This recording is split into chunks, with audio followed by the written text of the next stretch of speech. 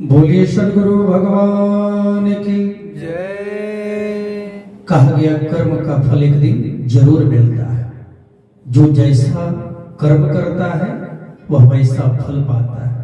इसलिए संतों ने कहा कर्म ऐसा करें जिसे ईश्वर के चरणों में समर्पित किया जा सके, क्योंकि कर्म ही पूजा है। Work is worship. इसी संदर्भ में एक बड़ी सुंदर कथा, त्रेता युग की कथा है, आप लोग सुने भी होंगे। बड़ी सुंदर कथा है, प्रारंभ से अंत तक इस कथा को सुनिए, बड़ा आनंद आएगा और इस कथा को अधिक से अधिक शेयर करें। एक बार महाराज जनक अपने मंत्री के साथ में शिकार करते हुए अपने राज्य की सीमा से बहुत दूर निकल गए और कब अयोध्या की सीमा में प्रवेश कर गए उनको पता ही नहीं चला। शब्द भेदी बाण से अकारण ही भूलवश एक गौ हत्या हो गई महाराज जनक से। और कही जाती है कि गौ हत्या से बड़ा महापाप संसार में दूसरा कोई नहीं। तो महाराज जनक से गौ हत्या हो गई भूलवश। महाराज जनक पश्चाताप करने लगे। उन्होंने अपने मंत्री को बुलाया, मंत्री से कहा सुनो, अभी हम लोग अयोध्या की सीमा में हैं और कोई भी गलती करता है तो दंड देने का अधिकार उस राज्य के राजा को ही होता है। तो हमें दंड देने का अधिकार यहाँ के राजा महाराज दशरथ को है।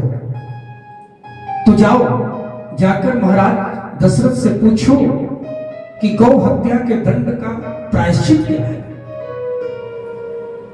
मंत्री महोदय गए। महाराज दशरथ उस समय पूजन की थाल हाथ में लेकर के मंदिर में पूजन करने जा रहे थे। मंत्री महोदय ने पूछा, महाराज हमारे महाराज जनक से भूलवश गौ हत्या हो गई है, इसका प्रायश्चित क्या है। महाराज दशरथ ने कहा कि देखो, मैं तो पूजन के लिए जा रहा हूं, वो देखो सामने एक मिस्टर गंदगी को साफ करने वाला जो मिस्टर होता है वह गंदगी साफ कर रहा है, उसी से जाके पूछ लो, बता देगा। मंत्री ने सोचा एक मिस्टर बताएगा महाराज जनक को, परंतु महाराज की आज्ञा थी। सुमंत्री महोदय उस मिस्टर के पास गए। मिस्टर का मतलब समझ रहे हैं, जो गंदगी साफ करता है।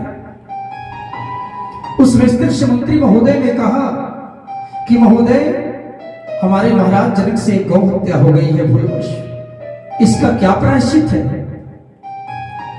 उस मिस्टर ने हाथ जोड़ करके कहा, हे महाराज मैं तो अछूत जाति का हूं मिस्टर,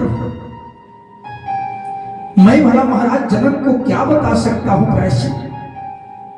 अरे मैं तो मंदिर भी कभी नहीं गया, मैं तो किसी के घर को छू लूं वो भी अशुद्ध हो जाए,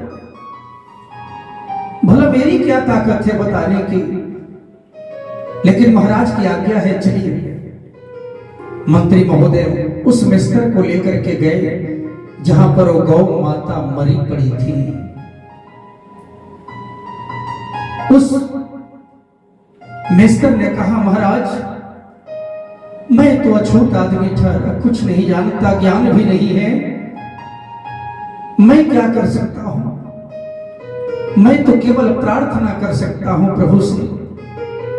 उस मिस्टर ने सरजू नदी का जल अपने हाथ में लिया और हाथ में लेकर के कहने लगा कि हे प्रभु, यदि मैंने जीवन में कभी कोई गलत कार्य नहीं किया हो, यदि मैंने जीवन भर एक पत्नी व्रत धर्म का पालन किया हो, यदि मैंने जीवन में कभी भी किसी को ठगा नहीं हो, लूटा नहीं हो, यदि मैंने जीवन में कभी किसी का निंदा और शिकायत नहीं किया हो, यदि मैंने जीवन भर किसी की मदद की हो, हे प्रभु यदि मैंने जीवन में कभी भी अपने राजा के प्रति अपने मन में गलत विचार न लाया हो, तो हे भगवान यह गौ माता जीवित हो जाए। इतना कह करके उस मिस्टर ने जल गौ माता पर छिड़क दिया और गौ माता उठ करके खड़ी हो गई। बोले गौ माता की कहने का अर्थ क्या है भाई?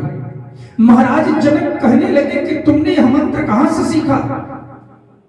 उस मिस्त्र ने कहा, महाराज मैं न पूजा जानता हूं न मंत्र, मैं तो मंदिर की सीढ़ियों को भी नहीं छू सकता। बस मैंने जीवन में कर्म अच्छा किया और उन कर्मों को भगवान के चरणों में समर्पित किया, इसके सिवा मुझे कुछ भी नहीं आता। भाइयों बहनों, यही सच्चा कर्म है। ऐसा कर्म करें जिसे भगवान के श्री चरणों में चढ़ा दिया जाए, तो वही जीवन में सच्चा कर्म है और उसका प्रतिफल भगवान अवश्य प्रदान करते हैं। प्रेम से बोले सद्गुरु भगवान की